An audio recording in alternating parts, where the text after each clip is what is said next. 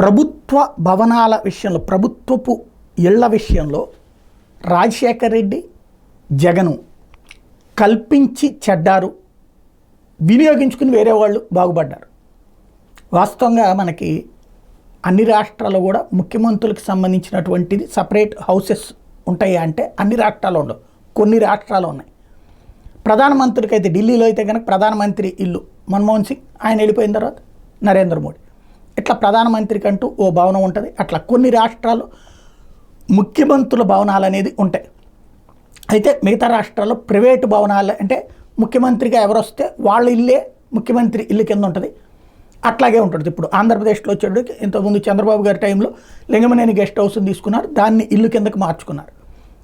అప్పట్లో వైఎస్ఆర్ కాంగ్రెస్ పార్టీ చేసిన ఆరోపణ ఏంటంటే ఒక ప్రైవేట్ గెస్ట్ హౌస్కి అన్ని కోట్ల రూపాయలు ఖర్చు పెట్టాలా, దాదాపు 80 నుంచి 100 కోట్ల రూపాయలు ఖర్చు పెట్టి అదంతా టవరు అవన్నీ నిర్మించుకున్నారు.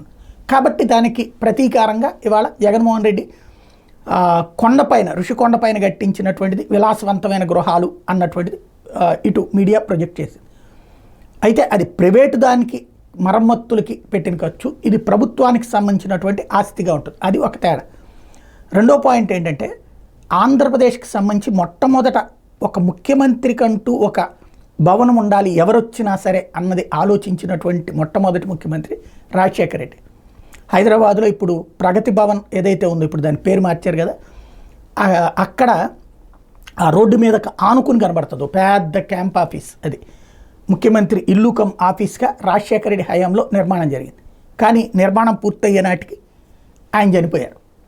ఆ తర్వాత రోషయ్య తన ఇంట్లోనే ఉంటూ ప్రభుత్వ కార్యకలాపాలన్నీ అక్కడి నుంచినే నడిపారు క్యాంప్ ఆఫీస్గా. ఆ తర్వాత వచ్చినటువంటి కిరణ్ కుమార్ రెడ్డి అక్కడే ఉన్నారు, వినియోగించుకున్నారు దాన్ని. ఇల్లు అట్లాగే ఉంచి ఆయన కూడా క్యాంప్ ఆఫీస్గా దాన్ని వాడుకున్నటువంటి పరిస్థితి. వాళ్ళిద్దరూ తర్వాత అంటే కాంగ్రెస్ వెళ్ళిపోయి టీఆర్ఎస్ అధికారంలోకి వచ్చాక దాన్ని వాడలేదు కేసీఆర్. ఎందుకు అంటే అది వాస్తు దోషం ఉంది, దాంట్లో ఎవరు లేరు. రాజశేఖర రెడ్డి చనిపోయారు, కట్టించిన ఆయన.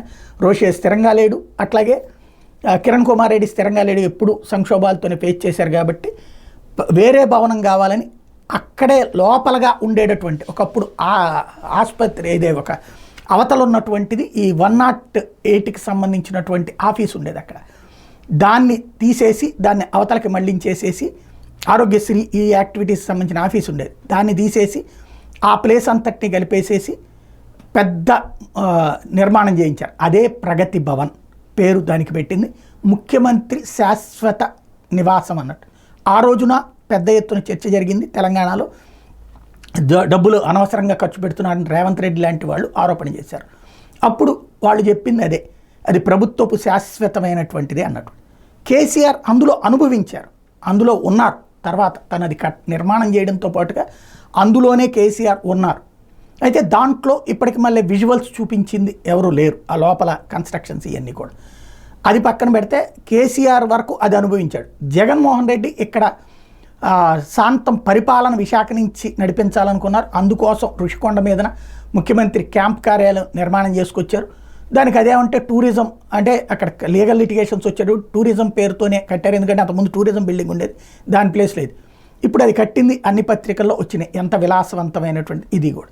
అదే సందర్భంలో అది క్యాంప్ ఆఫీస్గా, అందులో ఒక బిల్డింగులు ఉండటానికి 2, మిగతాయి క్యాంప్ ఆఫీస్గా, అట్లా గెస్టులకి ఉండటానికి ఒక బిల్డింగ్ అనమాట టోటల్గా కన్స్ట్రక్ట్ చేసింది. ఇప్పుడు అది అనుభవించలేని దురదృష్టవంతుడు జగన్మోహన్ రెడ్డి.